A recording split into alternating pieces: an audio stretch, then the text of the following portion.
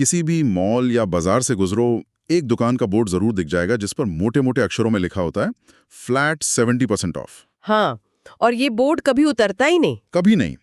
देखकर दिमाग में एक ही सवाल आता है, मतलब कोई भी बिजनेस हमेशा 70% की छूट देकर कैसे चल सकता है? क्या ये सब बस एक दिखावा है? हाँ, आज हम इसी पहेली को सुलझाने की कोशिश करेंगे और इसके केंद्र में है एक जाना माना ब्रांड, रेड टेप। हाँ, और इस पहेली को सुलझाने के लिए हमारे पास एक बहुत ही मजबूत सुराग है। क्या है वो?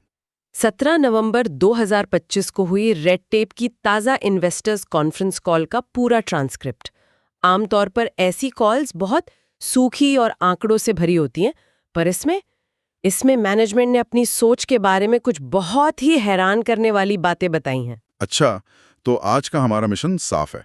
हम ये समझने वाले हैं कि ये कंपनी इतनी तेजी से कैसे बढ़ रही है, उनका ये हमेशा डिस्काउंट वाला बिजनेस मॉडल आखिर काम कैसे करता है, और क्या ये वाकई भविष्य के लिए एक टिकाऊ रणनीति है। चलिए, इस कॉल के एक एक शब्द को बारीकी से समझते हैं। ठीक है, तो कहानी शुरू करने से पहले इस कंपनी के आकार को समझना जरूरी है। आंकड़े वाकई चौंकाने वाले हैं। बहुत ज्यादा। 2023 में ये कंपनी लगभग 468 करोड़ रुपए की थी और 2025 तक उनका अनुमान करीब 2000 करोड़ रुपए तक पहुंचने का है। मतलब सिर्फ 2 साल में 4 गुना से भी ज्यादा की छलांग। ये कोई मामूली बात नहीं है। आखिर हो क्या रहा है? ये भारत की उस बड़ी कंजम्पशन स्टोरी का हिस्सा है जिसके बारे में हम अक्सर सुनते हैं। कंपनी का मानना है कि वो एक बहुत मीठे मोड़ पर खड़े हैं। मीठे मोड़ पे मतलब? उनका विश्लेषण ये है कि जैसे ही भारत में प्रति व्यक्ति आय $2500-2700 के स्तर को पार करती है, जो कि अब हो रहा है, तो लोग जरूरत की चीजों से आगे बढ़कर फैशन और लाइफस्टाइल जैसी चीजों पर ज्यादा खर्च करने लगते हैं। और रेड टेप खुद को इसी आने वाली लहर पर सबसे आगे रखने की तैयारी कर रहा है। मतलब वे भविष्य की एक बड़ी मांग पर दांव खेल रहे हैं। लेकिन क्या उनके मौजूदा आंकड़े इस कहानी का समर्थन करते हैं? बिल्कुल, उनके हाल के तिमाही नतीजे, जिन्हें Q2 कहते हैं, इसी तरफ इशारा करते हैं। उनकी कुल आमदनी 501 करोड़ रुपए रहे। 501 करोड़? हाँ, और टैक्स चुकाने के बाद भी उन्होंने 27 करोड़ रुपए का मुनाफा कमाया। ये दिखाता है कि ये सिर्फ हवा में बनाई गई योजना नहीं है, बल्कि जमीन पर नतीजे भी दिख रहे हैं। ठीक है, आंकड़े तो दमदार हैं, लेकिन मेरे दिमाग में अभी भी वही सवाल घूम रहा है। ये हमेशा 70% ऑफ कैसे दे पाते हैं? ये किसी भी बिजनेस के गणित में फिट नहीं बैठता। हाँ, राज तो है, और मजेदार बात यह है कि ये राज उन्होंने अपनी कॉन्फ्रेंस कॉल में खुद ही खोल दिया। अच्छा। जवाब सुनकर आप शायद हैरान हो जाएंगे। जब एक निवेशक ने उनसे सीधे सीधे पूछा कि आप अपनी कितनी चीजें MRP पर बेचते हैं, तो मैनेजमेंट का जवाब था 0, 0। एक मिनट, क्या मतलब कुछ भी नहीं? एक भी सामान नहीं? एक भी नहीं। उन्होंने साफ कहा कि उनका बिजनेस मॉडल ये है ही नहीं। वो MRP को सिर्फ एक शुरुआती बिंदु मानते हैं, असली कीमत नहीं। उनके लिए 70% की छूट ही उनका असली बिक्री मूल्य है। ओह! ये कोई लिमिटेड टाइम ऑफर या सेल नहीं है, यही उनका रोज का दाम है। ये तो पूरी सोच को ही पलट देता है। हम ग्राहक के तौर पे सोचते हैं कि हमें 10,000 के जूते 3,000 में मिल रहे हैं। हाँ, लेकिन कंपनी के लिए वो जूते हमेशा से 3,000 के ही थे। हाँ, ये तो एक तरह की मनोवैज्ञानिक बाजीगरी है। बिल्कुल सही शब्द इस्तेमाल किया, मनोवैज्ञानिक बाजीगरी। ये भारतीय ग्राहक की मानसिकता को बहुत गहराई से समझकर बनाई गई रणनीति है ना? ग्राहक को लगता है कि उसे हर बार एक शानदार डील मिल रही है, जिससे उसे खरीदने में खुशी मिलती है, जबकि कंपनी अपने तय दाम पर ही सामान बेच रही होती है। और उनका मुनाफा भी पहले से तय है। हाँ, बिल्कुल। उन्होंने GST कटौती का फायदा भी इसी तरह उठाया। अच्छा, वो कैसे? जब सरकार ने GST की दरें कम की, तो ज्यादातर कंपनियां अपने उत्पाद का दाम थोड़ा कम कर देती। इन्होंने ऐसा नहीं किया। तो क्या किया? इन्होंने MRP वही रखा, लेकिन अपनी छूट बढ़ा दी। जहां पहले 70% की छूट थी, उसे बढ़ाकर 74% या कहीं-कहीं 80% कर दिया। वाव! तो ग्राहक की नजर में डील और भी बेहतर हो गई और कंपनी की बिक्री बढ़ गई। ये बहुत ही चतुर चाल थी। ये अविश्वसनीय है। लेकिन इस मॉडल में एक बहुत बड़ा खतरा भी है। जब आप खुद को हर समय डिस्काउंट ब्रांड के तौर पर पेश करते हैं, तो क्या आप अपनी पुरानी प्रीमियम इमेज को खो नहीं देते? मुझे याद है, एक समय था जब रेड टेप के जूते महंगे और प्रीमियम माने जाते थे। ये सवाल कॉल में एक निवेशक ने भी उठाया, और ये बहुत वाजिब सवाल है।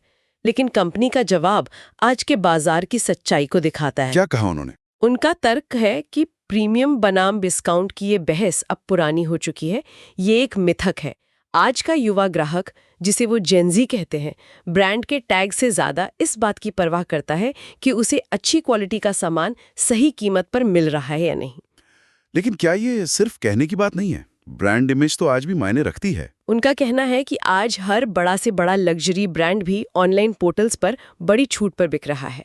तो जब पूरा बाजार ही डिस्काउंट पर चल रहा है तो इससे शर्माने की क्या जरूरत है? सही बात है। उन्होंने इस सच्चाई को सिर्फ स्वीकार नहीं किया, बल्कि इसे अपने बिजनेस का आधार ही बना लिया है। वो कहते हैं कि हम ग्राहक को बेवकूफ नहीं बना रहे हैं, हम बस उसे वो दे रहे हैं जो वो चाहता है, एक अच्छी डील। ठीक है, मैं उनकी इस सोच को समझना शुरू कर रहा हूं। ये एक साहसिक कदम है, लेकिन सिर्फ एक सोच या रणनीति से तो काम नहीं चलता। इसे जमीन पर उतारने के लिए तो एक बहुत बड़ा और मजबूत सिस्टम चाहिए होगा। बिल्कुल। वो कैसे कर रही हैं सर? रफ्तार और दूसरा है पैमाना। रफ्तार और पैमाना, ठीक है। सबसे पहले पैमाने की बात करते हैं। वे हर साल 80 से 100 नए एक्सक्लूसिव स्टोर खोल रहे हैं। पहले उनका पूरा ध्यान उत्तर भारत पर था, लेकिन अब वे दक्षिण, पश्चिम और पूर्व भारत में भी उतनी ही तेजी से फैल रहे हैं। हर साल 100 नए स्टोर? ये तो बहुत आक्रामक विस्तार है। हाँ, कॉल के समय उनके कुल 513 एक्सक्लूसिव स्टोर थे और अगर बाकी रिटेल पॉइंट्स को मिला दें तो ये संख्या 623 तक पहुंच जाती है। लेकिन सिर्फ स्टोर खोलने से ग्राहक बार बार क्यों आएगा? दुकान में कुछ नया भी तो होना चाहिए। और यहीं पर उनका दूसरा इंजन यानी रफ्तार काम आता है। ये हिस्सा सुनकर मैं भी हैरान रह गई थी। वे हर महीने सिर्फ फुटवेयर कैटेगरी में 50 नए स्टाइल लॉन्च करते हैं। 50 हर महीने? ये कैसे मुमकिन है? मतलब ज़ारा और H&M जैसे फास्ट फैशन ब्रांड कपड़ों में ऐसा करते हैं, लेकिन जूतों में? जूतों को डिजाइन करने और बनाने में तो ज्यादा समय लगता है। लगता तो है। इसके पीछे का ऑपरेशन तो किसी मिलिट्री ऑपरेशन जैसा लगता होगा। बिल्कुल, और यही उनकी असली ताकत छुपी है, जो उन्हें ये 70% छूट देने में मदद करती है ना? एकदम सही। उन्होंने बताया कि जब वो किसी एक स्टाइल के एक रंग का ऑर्डर देते हैं तो वो कम से कम 15,000 जोड़ों का होता है। 15,000 एक ही तरह के जूते? हाँ, 15,000 जोड़े। जरा सोचिए, जब आप किसी निर्माता के पास इतना बड़ा ऑर्डर लेकर जाते हैं तो आपको मोलभाव करने की जबरदस्त ताकत मिलती है। आपको वो कीमत मिलती है जो किसी और को नहीं मिल सकती। सही। इसी बड़े पैमाने की वजह से वो अच्छी क्वालिटी का उत्पाद कम लागत पर बना पाते हैं और फिर उसे 70% छूट पे बेचकर भी अच्छा मुनाफा कमा पाते हैं। अब जाकर ये पूरी तस्वीर साफ हो रही है। मतलब ज्यादा स्टोर खोलकर ज्यादा ग्राहकों तक पहुंचना, हर महीने नए डिजाइन लाकर उन्हें वापस बुलाना और बड़े ऑर्डर देकर लागत कम करना, ये एक बहुत ही मजबूत चक्र है। और वो सिर्फ इसी चक्र पर नहीं टिके हैं, वे लगातार नई चीजें भी आजमा रहे हैं। जैसे कि कॉल में उन्होंने एक नए ब्रांड ओजार का जिक्र किया जो खास तौर पर ट्रैकिंग और आउटडोर एडवेंचर के शौकीनों के लिए है।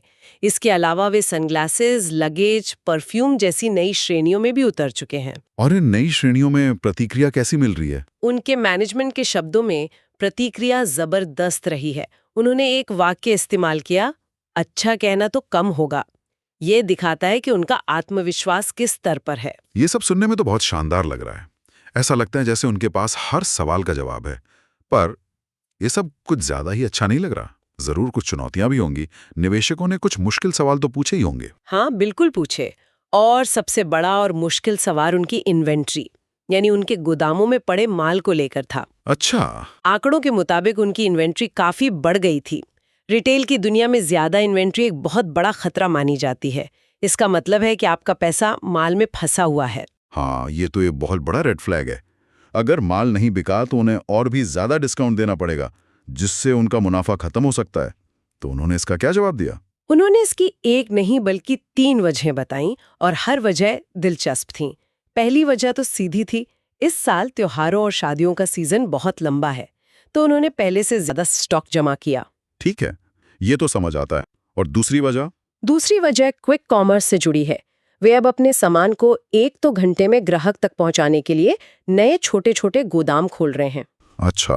तो इन नए गोदामों को भरने के लिए भी एक बेस स्टॉक की जरूरत थी, जिससे कुल इन्वेंट्री का आंकड़ा बढ़ गया। लेकिन आपने कहा था 3 वजह हैं। सबसे दिलचस्प हिस्सा तीसरा था, है ना? हाँ, सबसे दिलचस्प हिस्सा था पिछले साल से तुलना। उन्होंने निवेशकों को याद दिलाया कि पिछले साल इसी समय सप्लाई चेन की समस्याओं के कारण उनके पास स्टॉक बहुत कम था। ओह, अच्छा। कुछ सरकारी BIS नियमों और बांग्लादेश में अशांति की वजह से उनका माल अटक गया था और वे मांग पूरी नहीं कर पाए थे। इसलिए इस साल ज्यादा इन्वेंट्री रखना कोई गलती नहीं, बल्कि एक सोची समझी रणनीति है। तो जिसे निवेशक के खतरे की तरह देख रहे थे, उसे कंपनी ने एक रणनीतिक तैयारी के तौर पर पेश किया। ये काफी स्मार्ट है। लेकिन एक और बड़ी चुनौती है, मुकाबला। हाँ, ज़ोडियो और यूस्टा जैसे ब्रांड्स। बिल्कुल। उनके पीछे ट्रेंट और रिलायंस जैसे दिग्गज हैं। क्या रेड टेप इनसे मुकाबला कर सकता है? इस सवाल पर उनका जवाब आत्मविश्वास से भरा था। उनका मानना है कि कपड़े कोई भी बना सकता है, लेकिन अच्छे जूते बनाना एक कला और विज्ञान दोनों है, और यही उनकी असली ताकत है। ये कैसे? वे खुद को एक फुटवेयर कंपनी मानते हैं जो कपड़े भी बेचती है, न कि एक कपड़ों की कंपनी जो जूते भी बेचती है। एक मिनट, क्या ये सिर्फ कहने की बात नहीं है? क्या सिर्फ जूते का सोल बदलकर आप रिलायंस जैसे दिग्गज से मुकाबला कर सकते हैं? लगता तो है, लेकिन उनकी बातों में दम है। उन्होंने तकनीकी उदाहरण भी दिया। उन्होंने बताया कि ज्यादातर प्रतियोगी ब्रांड्स अपने जूतों के सोल में एक सामान्य मटेरियल EVA का इस्तेमाल करते हैं, जो सस्ता पड़ता है, जबकि रेड टेप बेहतर क्वालिटी वाला ETPU मटेरियल इस्तेमाल करता है। इसे ऐसे समझिए कि EVA एक सामान्य सोफे के कुशन जैसा है जो कुछ समय बाद बैठ जाता है, जबकि ETPU एक मेमोरी फोम गद्दे जैसा है जो ज्यादा उछाल और आराम देता है और ज्यादा टिकाऊ होता है।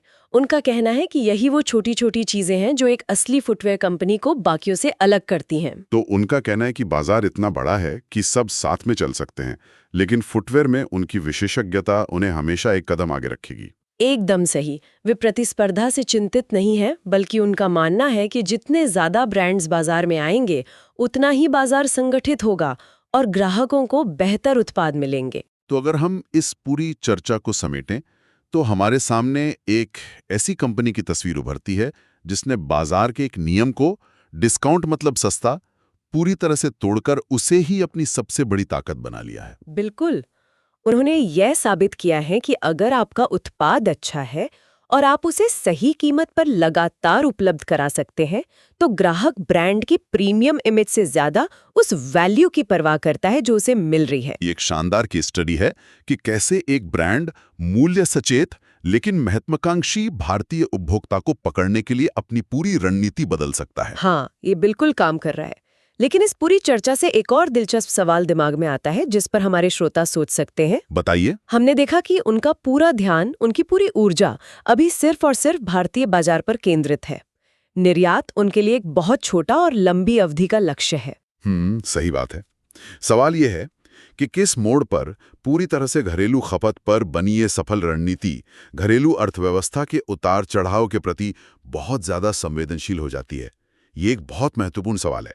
मतलब अगर कल को भारत में आर्थिक मंदी आती है तो उनका पूरा बिजनेस मॉडल खतरे में आ सकता है, क्योंकि उनके पास कोई दूसरा बड़ा बाजार नहीं है। और इसी से जुड़ा दूसरा सवाल, क्या वही डिस्काउंट मॉडल जो आज भारत में उनकी जबरदस्त वृद्धि को बढ़ावा दे रहा है, कल को अंतर्राष्ट्रीय बाजारों में एक प्रीमियम पहचान बनाने में सबसे बड़ी बाधा बन सकता है? मतलब क्या दुबई, यूरोप या अमेरिका का ग्राहक 70% ऑफ वाले ब्रांड को एक प्रीमियम ब्रांड के तौर पर स्वीकार करेगा? इस पर सोचा जा सकता है।